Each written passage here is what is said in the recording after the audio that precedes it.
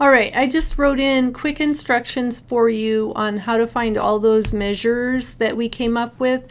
I want to tell you a couple of things. You do not have to do data sort unless you want to see your data in order. All of these functions that we have below are going to work whether the data is sorted or not. So the sort is just purely for you to see the data in order. You don't have to do it.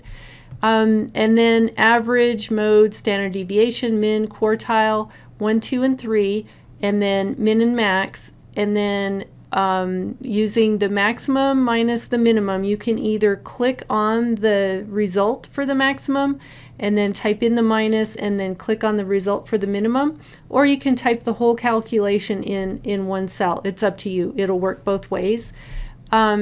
We did use the population standard deviation. You can do that, or you can, let's see where that big data was. We could do it for a sample by doing equals stdev for sample, tab b1 colon b75. It shows, highlights what we're doing. Push enter. You can see that they actually came out to be the same number for the sample and for the population, so you could use either one of them.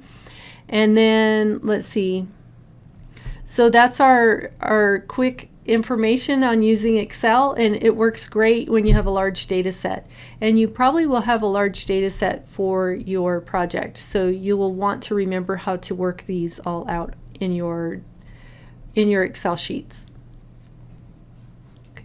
And this, I'll just fix this because we did .p, and then you could also use or .s for a sample. And one last thing to remind you, that this B1 through B75, that'll change if you have different number of data points. You'll just select the data points you have, or look at what is the region where your data is and use the identifiers from your Excel file.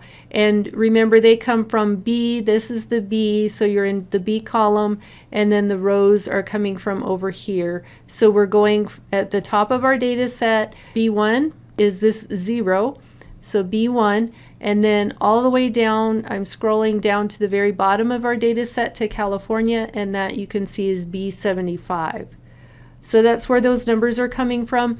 And if you want to type them in, you can, or you can always just click on something. I'll show you the range, the other formula for range. You can do equals, min, parenthesis, and then I can come up to the top of my data, click on the data, hold down my mouse, and drag down till California. And it gives me the B1 through B75 that way as well. And then type in minus, and then max.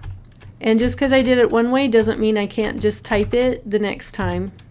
So I'll type it the next time just to show you it works out. And oh, I did the minimum minus the maximum. That was kind of a bad idea. Let's switch those around. Max minus min. And enter, and there I get the same value for the difference.